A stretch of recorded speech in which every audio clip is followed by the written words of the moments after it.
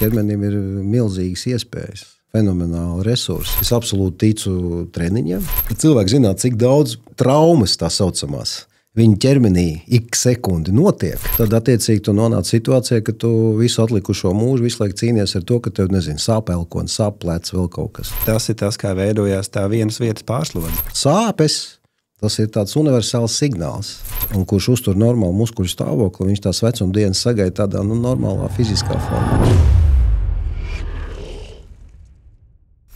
Pastāst, Andrej, ko nozīmē trauma? Trauma? Jā. Vārds trauma. Jā, kā tu definētu traumu vienā rindkopā? Tu zini, tas tāds, es domāju, priekš manīm trauma, tas tomēr ir jābūt kaut kādam vienam tādam atsevišķam momentam, lai to varētu nosaukt par traumu. Kritiens, samežģīja, pastiep, tā, ka cilvēki bieži vien saka, man bija trauma, un kad tu sāc jautāt, godīgi sakot, to konkrēto brīdi neviens nevar nosaukt. Man tā liekas. Es biju skrējis, iespējams, man bija trauma. Tad noteikti tā nav trauma. Trauma ir tas brīdis, kad cilvēkam vienalga, kāda ir tā situācija, notiek kaut kas tāds, akūts, pēkšņs, saistīts ar sāpēm, iespējams tālāk ar tūskām un kaut kādām ekstremitāšu deformācijām, ja nedodies tie ir lūzumi. Un tā ir trauma. Pastāst, mums ir situācija, diezgan bieži cilvēki saskarās. Ārsts ieteica apstāties pie traumas, bet treneris iesaka kustēties. Ko darīt šādā situācijā? Ārsts pateica apstāties pie traumas. Pie traumas jau tu parasti apstājies, pat arī bez vai treneru vai ārsta ieteikuma. Ja tas ir kaut kas tāds noticis, kā es minēju, tad cilvēkam vai ir grūti turpināt darīt to, ko viņš ir līdz šim darījis. Futbols, basketbols, vienalga. Tu lec pāri grāvim, samežģīja pēdas locīt, tev ir trauma. Skaidrs, ja viņš nonāk ārsta redzes laukā, tad ārsts pateiks, redz, tev tur ir tūska, tev ir sāpes, droši vien, kad ir jābremzē. Ja mēs uztveram traumu kā pārslodzi, visbiežāk tieši trauma arī pārslodzi uztver kā traumu. Tīpaši tie, kas apmeklē, tos pašus trenažieru zāles, tur, kaut kāds fiziskie treniņi. Tad droši vien tā pārslodze arī pieprasa kaut kādu brīdi apstāties un ļaut ķermenim sakopt sevi, sārstēt sevi, jo ķermenim ir milzīgas iespējas, fenomenāli resursi. Ja, teiksim, tas ir tas, ko bieži vien cilvēki arī nesaprot. Viņiem šķiet, ka, ja tev ir bijis kaut kas noticis, tā pati pārslodze, viņam obligāti kaut kas ir jādara. Bieži vien pietiek ar to, ka tu vienkārši apstājies uz kaut kādu brīdi. Diemžēl tas atjaunošanās spējas ķermenim dažādos vecumos ir dažādas. Tad ja tu esi jaunāks, dabis tu ātrāk atjaunojies, skaidrs jāņem vērā arī tas, teiksim, problēmas, lielumu, cik viņa ir smaga, jo, teiksim, tu vari saraut cīpslu, tu vari vienkārši viņu nedaudz sastiept, tu vari, salauzt kaulu, var tikai atdauzīt viņu, teiksim, pret kaut ko. Kur ir tie gadījumi, kuros, nosauc kādu piemēru, kuros vajadzētu cilvēkam tiešām apstāties un piemēram, darīt neko nedēļu vai divas, kurš ir tas sakotais brīdis? Reiz ar tām 1-2 nedēļām bieži vien nepietiek. Ja mēs runājam vispār par kaut kādu pārslodzes momentu. Sāpošu plecs, man diezgan daudz tādu nāk, ja kas ir vingro un ja tas ir tāds vidēja vecuma cilvēks, no 30 līdz 40, viņš ir pārcenties nedaudz trenažieru zālē, spiežot svarus. Viņam jau ir kaut kādas nelielas izmaiņas locītavās, cīpslās. Skaidrs, ka tā pārslodze noved pie tā, ka tā vieta sāk sāpēt. Sāpēt viņa sāk tāpēc, ka tā, vai tā ir cīpsla, vai vienalga tā ir locītava, viņa kaut kādā brīdī tiek sabojāta. Nedaudz. Ķermenis principā to visu ļoti labi sakārto pats.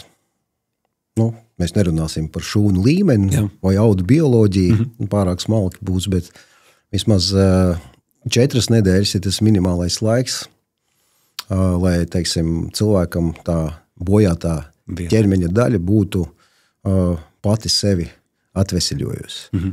Jo, kas notiek tanī brīdī, kad tev, ieplīst cīpsla? Tad tanī brīdī, tanī vietā, kur ir plīsums, sākās dzīšanas process.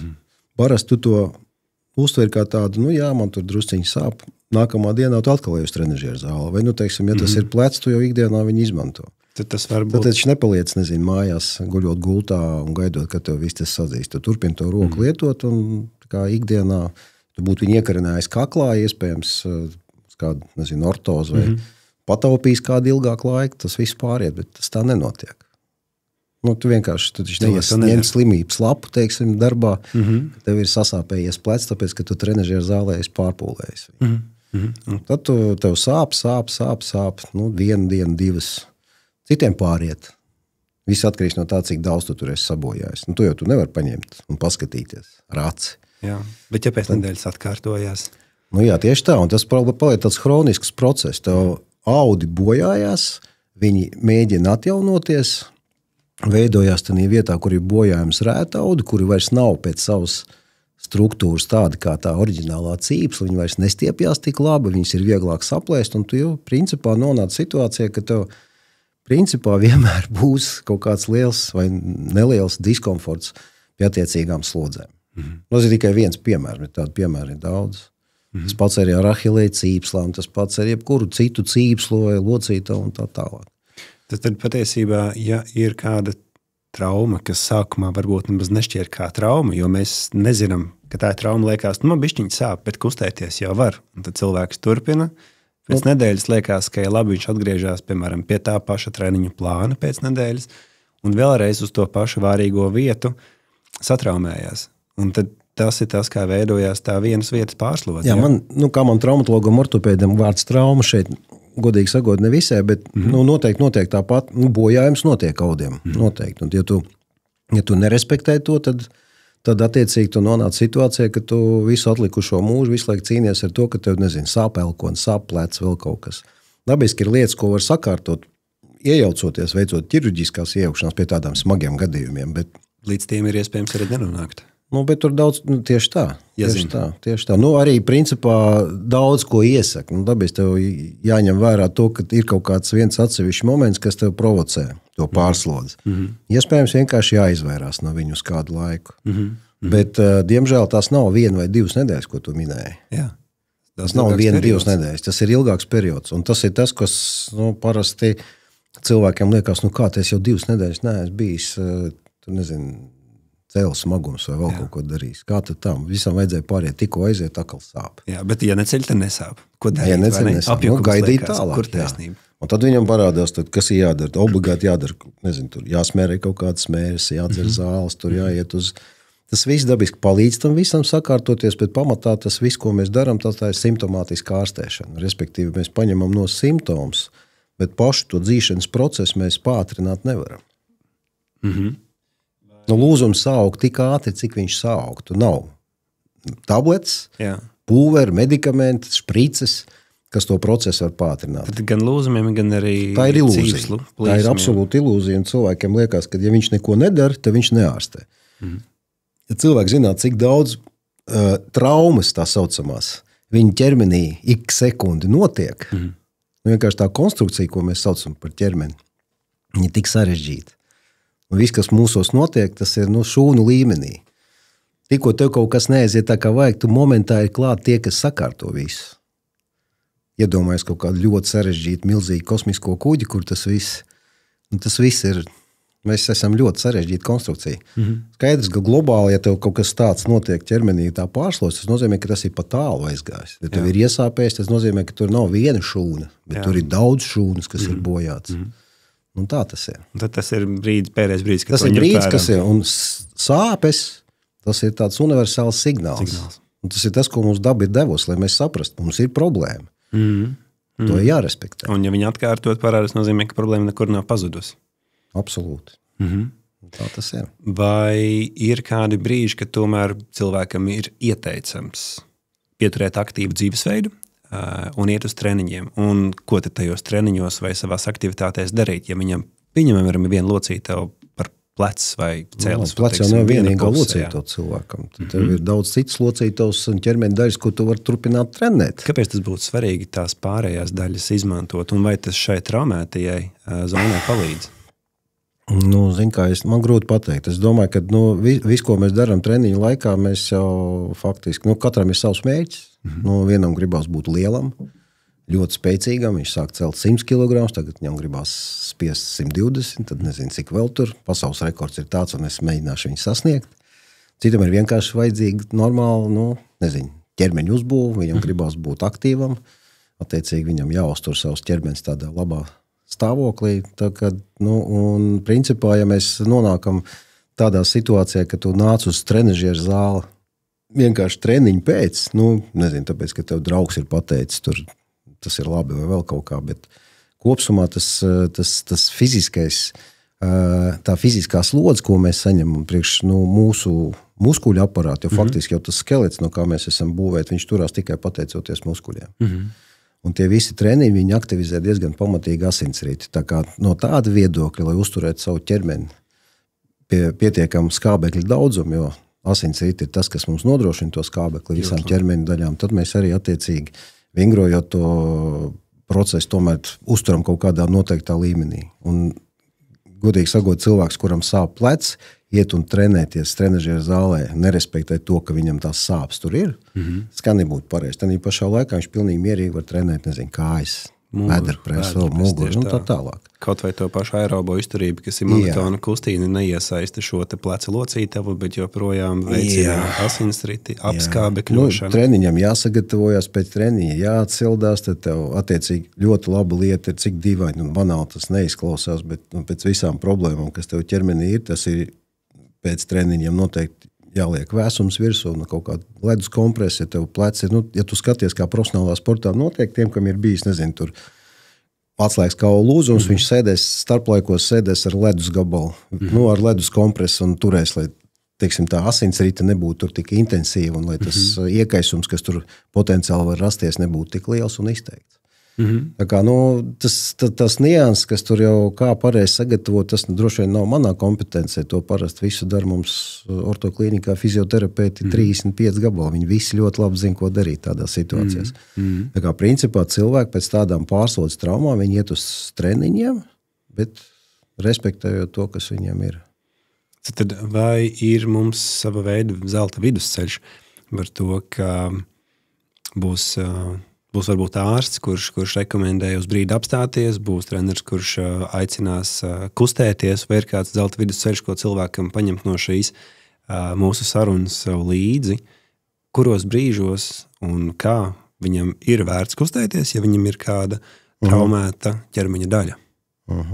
Zini, kā es nekad nav sapratis ārsts, kas saka cilvēkam, tagad, ziniet, jums te ir kaut kāda problēma, tagad jūs nekad mūžā vairs nevarēsiet darīt to, šito, to nedrīkst darīt, vai tur nezinu.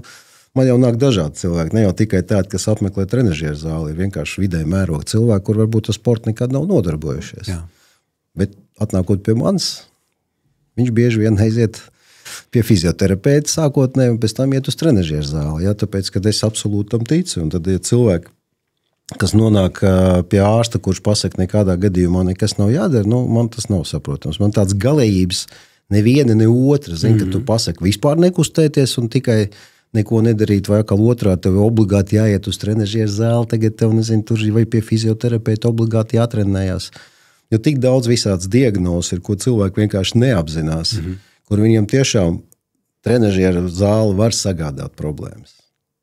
Ir tādi, kuriem nevajadzētu iet uz turieni. Ir tādi, kuriem obligāti ir jāiet. Tā viennozīmīgi es pateikt nevaru. Bet toties, ja tā proporcionāli dabīs lielākai daļai, tā kustība ir vajadzīga.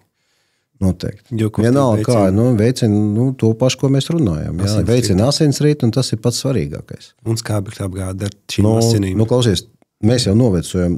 Skaidrs, ka tīri no tāda bioloģiskā viedokļa skatoties, tad cilvēks noveco, tāpēc, ka vienkārši atjaunošanās spējas arvien paliek lēnāks. Bērnam 8 gados atslēgas kaula lūzums aug 2 nedēļās. 50-gadīgam vīrietim tas paņem 6-8 nedēļas. Un runa iet pilnīgi par visu. Tā mēs arī lēnām, viss, kas tev ķermenī notiek, kaut kādi mazi sīki bojājumi, viņi ir paliekoši, jo tas ķermenis vairs nespēja to visu atjaunot un padarīt atkal normālā stāvoklī.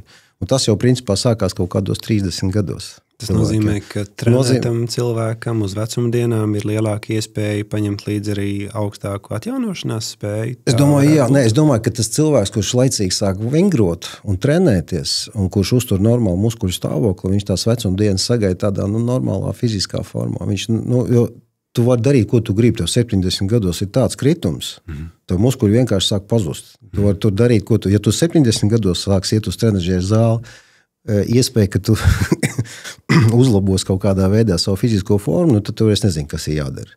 Bet ja tu to esi sācis, nezinu, tur 30, 40, 50 gados, tad tu principā savos 70, 80 gados būsi diezgan labā formā. Nu, ja tev nepiemeklēs kaut kāda, nezinu, tur cita veselības nelaime nedodies. Jā, tad iepriekšējos gadu desmitos ir vērts parūpēties, lai tajā 70 gadniekā iekāpjot, mums ir daudz labas lietas, ko paņemt līdzi savai veselībai.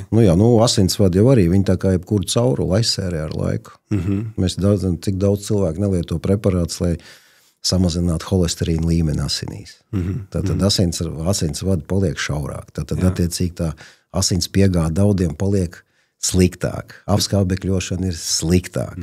Tātad, ko darīt, lai tie asinsvadi tev nepaliek tādi, kādi viņi paliek lielākai daļai. Dabiski tu vari lietot visādi statīnus, kas samazina to holesterīnu līmeni. Tas absolūti negarantē to, ka tev tas tā nebūs. Bet tā pati vingrošana, paskatāmies uz jogiem. Paskaties, tas ir cilvēki vienkārši fenomenālā stāvoklī.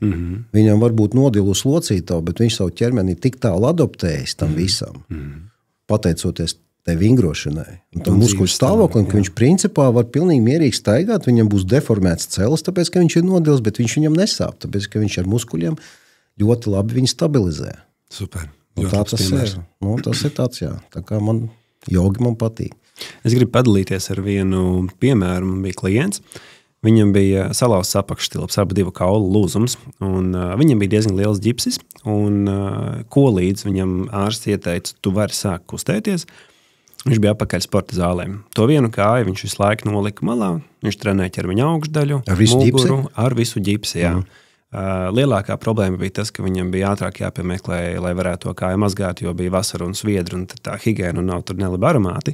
Bet, ja to neņem vērā, tad viņš nāca, trenēja visu pārējo, trenēja arī otru kāju, samērīgi, bet iespējami daudz, turēja sevi aktīvi. Tās pašas 4 reizes nedēļā, ievēroja treniņu grafiku, protams, soļu ikdienā viņam bija mazāk. Tā kā viņš nonāca atpakaļ pie doktora uz kontroli, tad viņam bija liela prieka stāsts par to, ka doktors teica, wow, cik tev ātri bija audzis, un tad viņam bija ļoti liela pašam gandarījums par ieguldīto darbu, jo viņš nebija sēdējis tajā mazkustībā, viņš bija kustējies. Tevī klausoties, es šobrīd saprotu, ka tas laikam būtiskākais, ko šis cilvēks bija sev iedevis, bija asinsrita un šī skābekļa apgāde, vai ne? Jo tas mums palīdz dzīšanas viens jautājums, viņam bija operācija kaut kāda arī pirms? Jā, salika uzreiz visu jā, redz, es tev izstāstīšu, kā tas vispār tradicionālā ortopēdijā, traumatoloģijā notiek, ja principā apakšstilpu kaulu abi lausti, tad parasti, ja viņi tiek veikta operācija, ģips pēc tam neliek. Tas sāksim ar to. Tātad, jo tā operācijas mērķis ir nodrošināt maksimālu mobilitāti divās locītavās, kas ir virs tā lūzuma, tas ir celis, un zem tā lūzuma, tā ir pēdas locītava. Es dabiski nezinu, kāds tur tas lūzuma veids ir bijis. Es apmēram stādos priekšā, kādas tur operācijas varētu taisīt. Bet svarīgākais tādā lietā, kad vispār mūsdienu ortopēdijā un traumatoloģijā, kad cilvēkiem tās operācijas skaidrs, tur ir indikācijas arī atjaunot visas asis un garumus kājai, un stabilizēt lūzumu. Bet, ja tam cilvēkam tiek veikta operācija, man ir stipri jādomā, kāpēc viņam tiek uzlikts pēc tam ģipsis. Vai tas ir uzlikts tāpēc, ka nav pārliecības par to fiksācijas metodi, un tā tālāk. Dabiski, ka tā vingrošana, ko tu minēji, viņi droši vien veicināja arī to asinsritu un vispārējais. Apakšstilpu kaulu lūzumu bieži vien, bieži ne, bet apmēram 10% diezgan slikti aug kopā. Viena daļa no tiem ir tāpēc, ka nav pietiekami laba fiksācija vai adekvāta operācija. Viena daļa tikai tāpēc, ka tā ir bijusi ļoti augsts enerģijas trauma, kas ir bojājusi tik tālu tos mīkstos audus, ka tā asins apgāde tiem kauliem paliek tik slikta, ka tas lūzums vienkārši neaug kopā. Tur variācijas ir ļoti daudz. Es pilnīgi piekrītu tam, ka vingrot tādās situācijās vajag un tā, kas ir ļoti svarīgi tam cilvēkam pēc tādiem lūzumiem, ja viņam ir laba fiksācija, pietiekami ātri jāsāk staigāt un tai kājai likt nelielu slodzi virsū. Cik dīvaini tas nebūtu. Jo tā slodze kājai, tas ir tas veicinošais faktors. Jo kaulam, ja viņš netiek slogots, tur aiziet tādās sauzās, daudz ko var izstāstīt par to visu, kas var rasties tajā brīdī. Ja cilvēks vispār neslogo un vēl ieģipsē kāju, tur, bet lielākai daļai tomēr tā nelielā slodze, viņa veicina gan to pašu asinsrīti, gan arī kaulam notiek remodulācija ātrāk, un attiecīgi vieglāk un ātrāk veidojās, es pat teiktu tā, nevis ātrāk, bet veidojās labs kaulu rumbējums, kas ir ļoti svarīgi lūzumam. Jā. Un tādā veidā tas tiek ārstēts. Tā kā viena lieta ir tehnika, ķirurģiskā, tas ir ļoti svarīgi, kā mēs pareizi izvēlamies fiksācijas metodu, kas ir, tas ir profesionāli dabiski ziņā, bet ne jau pacienta ziņā. Viņš nevar pateikt, kā viņam būtu jāārstē tā kāja.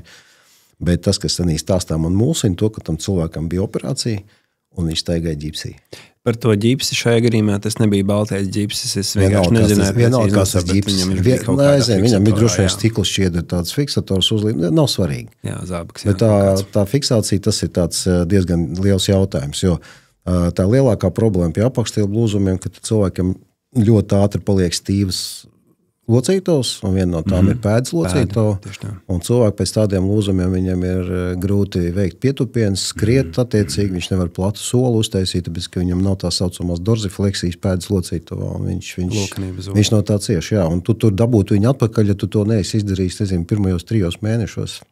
Diezgan grūti. Ja tu tāda rētauda veidojās priekšā tai locītavai, ka viņi vienkārši fiziski neļauj. Jāņem vērā, ka katrai traumai ir paliekošs ne efekts, bet paliekošs defekts uz mūžu. Vai ir kaut ko iespējams darīt ar šiem rētaudiem? Jebkurš grieziens ādai tev ir rēta paliek. Tu nevari sabojāt tādu, neatstājot rētu uz tās, vai ne?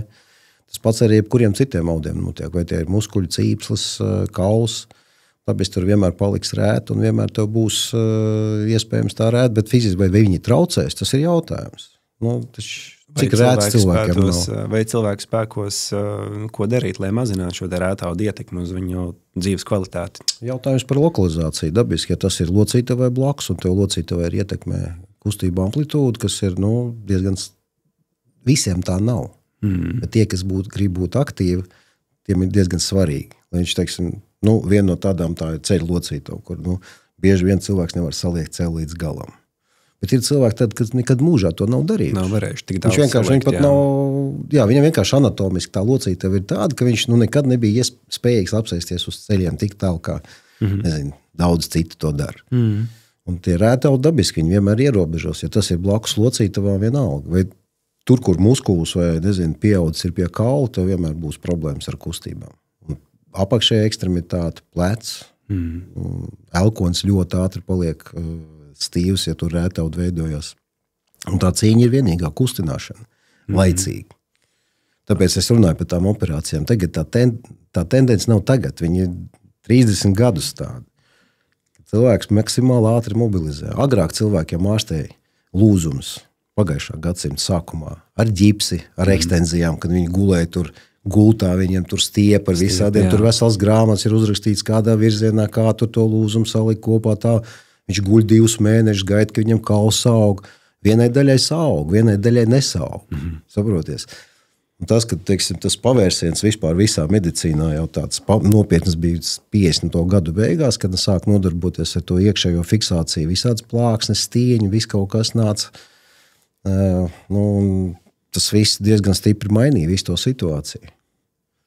Un tad, kad sabruka tā Padomju Savienība, tas arī atnāca pie mums diezgan aktīvi, jo līdz šim mēs tur pārsvarā visu ar Ilizārovu aparātu ārstējām. Uzsākot treniņus sporta zālē, cilvēki bieži meklē treneru palīdzību, jo viņi baidās satraumēties. Tas teksts bieži ir, kad es baidos celt kaut ko smagi, jo tas var būt traumatiski. Saki, vai pie tevis nonāk daudz sporta zālēs satraumētie cilvēki? Daudz nav, bet es teikšu tā, gan arī katru pieņemšanu ir kāds, kas ir bijis trenažieru zālē. Bet pārsvarā tie ir cilvēki, kur tiešām tur diezgan regulāri un daudz iet, kur pārspēlē citreiz ar svariem. Jā. Un, tie neizklausās pēc iesācējiem. Nē, iesācēji, godīgi sakot, nenonāk manā redzeslaukā. Tie pārsvarā ir tādi jau, kas ir pēc miesas būs, var redzēt, ka viņš nav pirmo dienu gājis uz to trenežieru zāli. Jā. Vai viņi ar treneru vai paši, es nezinu, droši vien, ka dažādi.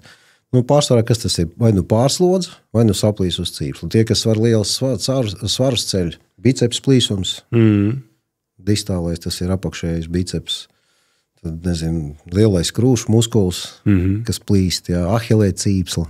Četrgalvenā muskuļu cīpsla noplīst, ceļot milzīgu svaru, pumšu noplīst. Tāda lūzuma vai vēl kaut kas tāds, vai, teiksim, saišu bojājumi, kas ir, nezinu, futbols, basketbols, tur tādi dinamiskie kontaktu sporta veidi. Šeit ir tās statiskas lietas. Viņš ir cēlis un nepacēlis. Tevis minētās traumas, es iztēlojos, ir tikai mehāniski viens veids, kā to panākt. Tas ir pārvietojot smagumus, kas ir vismaz 1, 2, 3 reizes lielās kā paša cilvēka ķermeņa svars. Man nav ne jausmas, godīgi sakot, šī drīzāk vairāk zinās nekā es. Jā, jo tas nebūs iesācējs stāsts. Iesācējs reti, kad kādā vingrinājumā darba svarā pārsniedz pusi no sava ķermeņa svara.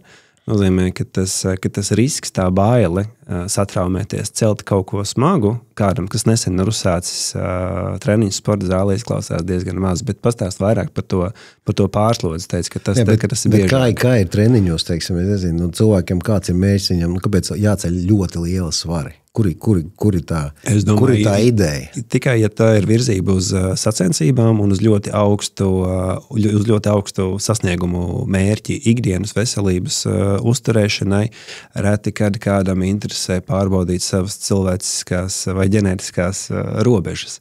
Cilvēkiem ir tāds azarts, kā viņš sāk kaut ko darīt, viņam labi sanāk, viņš sāk saprast, ka viņš tagad var pacelt vairāk 50 kg, bet 100. Un tad tas tā kā iet uz augšu. Bet tādā pašā laikā viņš nerespektē to, kas viņam, teiksim, nezinu, 45 vai 50 gadi. Man ir atnāk triatlonists, teiksim, 60 gadīgs cilvēks. Viņam jau ir izmaiņas locītavās, bet viņš to ķermeni vienkārši reāli drāž. Vienkārši tā, ka tu jau resursi ir kaut kāds. Tas ir tā kā mašīna braukt un visu laiku spiest gāzli grīdā. Un tas motors kaut kādā brīdī tiek nokauts. Es nerunāju par sirdi, es runāju vispār par ķermeni. Teiksim, ja tu cel 100 kg no dziļā pietupiena, ceļa locītos priekšpusē ir bļodiņi, un viņi spiežās pret ciskas kaulu locītos virsmu. Tā saucamā patolofemorālā locītā. Tur ir skrimslis, apmēram šī tik biezs. Tas ir 3-4 mm no katras puses. Skrimslis tas, kas tur ir. Viņš paredz kaut kādu limitu savai. Viņam izturības limits ir, es nezinu, cik tie kilogrami. Diezgan daudz. Bet, ja tu celies no dziļā pietupiena, un daudz biomehāniski pētījumi ir veikti, pierāda to, no dziļa pietupiena ceļoties, slodze vienā brīdī locītavā starp locīto virsmām ir līdzvērtīgs svars reiz 20. Ja tev ir pašam svars, nosacīt tur 100 kg, rokās tev ir vēl 100 kg, pareizini visu to ar 20, un tas ir tā ir slodze, tā ir virsmai, kas ir apmēram 2 kvadrātcentimetri liela. Tas ir tavs atbalsta punkts. Un tagad tu cel augšā. Cilvēka ķermenis skrimslis nav tik izturīgs, saproties. Un kas notiek ar skrimsli? Viņš sāk plaisāt. Un tādā brīdī dabiski viņš plaisā visiem, arī tie, kas svarus neceļ. Vienkārši ar laiku viņš degradē un tā tas notiek. Vienkārši tu to procesu pātrini. Es domāju, tie, kas tādas svarus ceļ, teiksim, 65, 70 gados, viņam varētu būt problēmas tādā locītā. Lielāka iespēja. Vienai lielai daļai. Es nesaku, ka pilnīgi visiem. Es nezinu, kāpēc tas tā ir. Tā kā dabiski tev tas viss ir jāņem vērā. Skaidrs, ka to slodzi samazina tas, kad mums ir tie muskuļi. Tad augštilps dibens, tas ir tās lielās muskuļu grupas, kas celim, teiksim, nodrošina pietiekami lielu stabilitāti un arī nodrošina un arī samazina slodzi tajā vietā. Jo cilvēks, kuram nav muskuļu, viņam pat arī no krēsla piecelties būs grūti bez roku palīdzības. Jā, viņam vajadzēs saproties. Viņam vajadzēs, tas, kas gultā nogulēs 2 nedēļas, pilnīgi veselam locītavām piecelties un nokāpt pa kāpnēm nevarēs, bez sāpēm. Viņam būs grūti. Tāpēc, ja runa iet par tiem pašiem muskuļiem, tad tas ir tas vajadzīgais treniņš. Bet vienmēr man patīk kaut kāds normāls vidus, kad tu tā nepārspīlē nevienu, ne uz otru pusi. Tu minēji par pārslodzi. Kā veidojās pārslodzi? Cilvēks ar trenētību, vai viņš pārtrenējās, un Kāds ir tas mehānisms? No kā cilvēkam vajadzētu izvairīties, lai viņam treniņa gaitā neveidotos pārslodzi, viņam nebūtu, piemēram, jāapmeklē traumatologs? Nu, man tāda viennozīmīga tāda ieteikuma nebūs, bet klausīt treneri. No treneri tas ir pats par sevi, bet treneri arī dažādi. Treneris, kurš iet ejam uz maksimumu, jā, no, teiksim, man jau vairāk ir interesē tie cilvēki, kas nonāk tādos treniņos pēc kaut kādām operācijām, teiksim, ko es esmu veicis, nezinu, tur krustnīskā sājas, tur kaut kādu plīsumu plecos vai vēl kaut kur mežģījuma stabilizācijas un tā tālāk. Jā, un sasteidz. Un bieži vien, kas sasteidzina, jā, un zin kā kādreiz mēs to fizioterapiju vispār nebija, nu kā tādas. Bija, bet viņi ļoti formāli, un tad cilvēki pēc operācijām kaut kā paši atveseļojās, un viss gāja savu gaitu, un viss bija.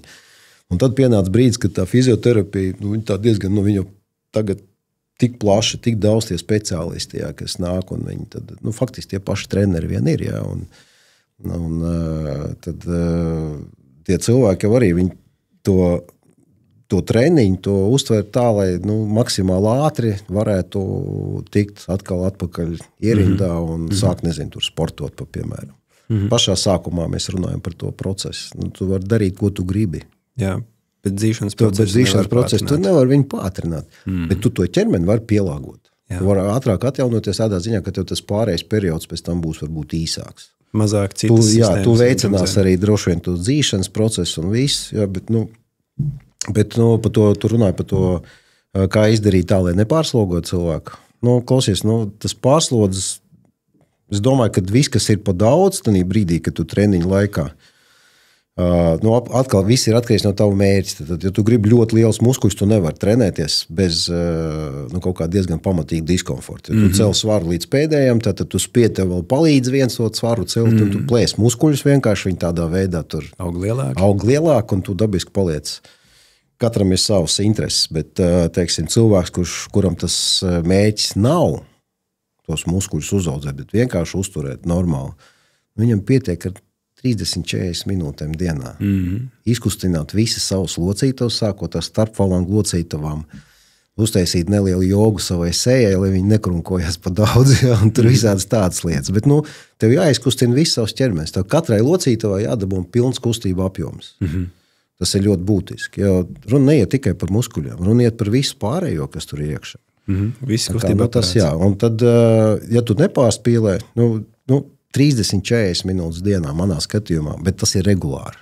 Tu to dari varbūt ne katru dienu, katru otro dienu, respektējot vecumu, jo tu jaunāks, jo tu ātrāk atjaunojies dabiski, tu vari likt lielāku slodzi, un tu saproti, ka 50 gados tu vairs nevari izdarīt to, ko tu gribēji. Lielākā problēma ir tiem, kas nesaprot, ka viņiem ir tie 50 gadi, nevis 18. Mēģina tikt līdz tiem, nevar tu tikt. Vai turpināt tā kā kādreiz 18 gados pabeidzi? Tu nevari. Tu fiziski to nevari izdarīt. Jā, tev pasaules rekords neviens nestāda 50 gados.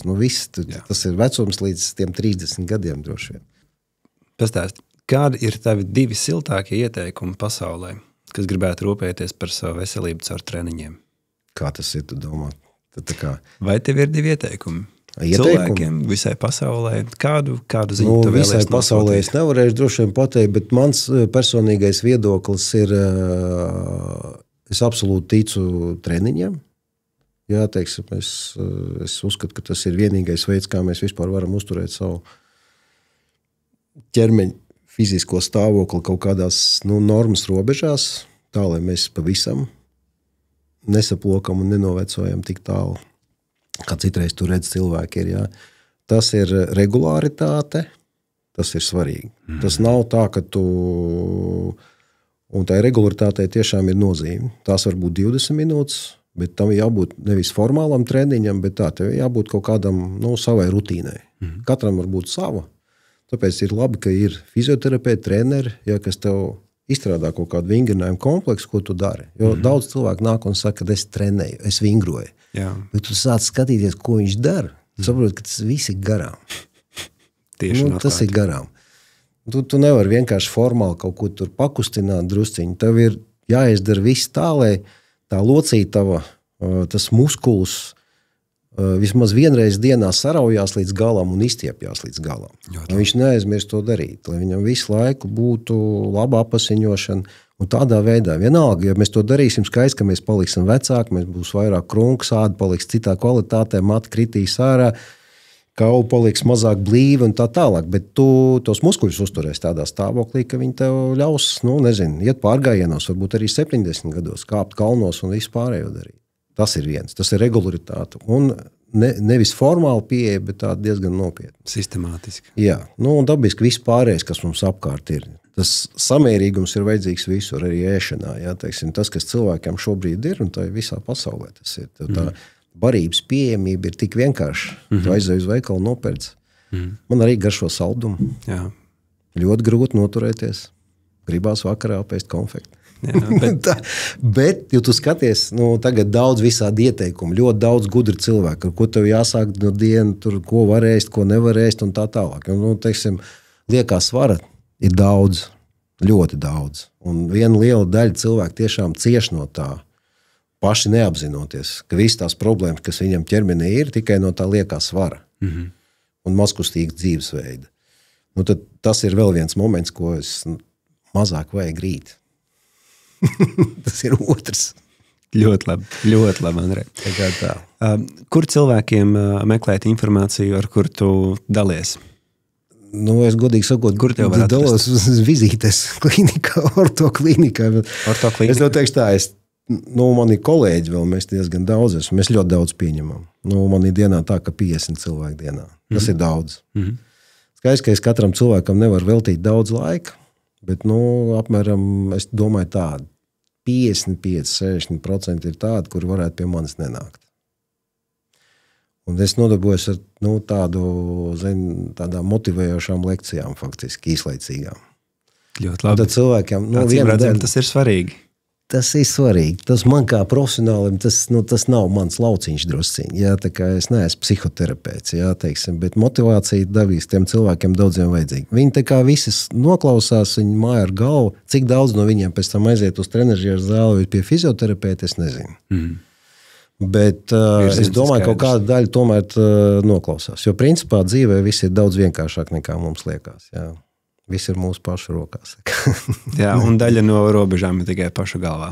Absolūti, jā. Mans moto ir, tev nevajag pārspīlēt nekur. Tev jāmeklē varianti.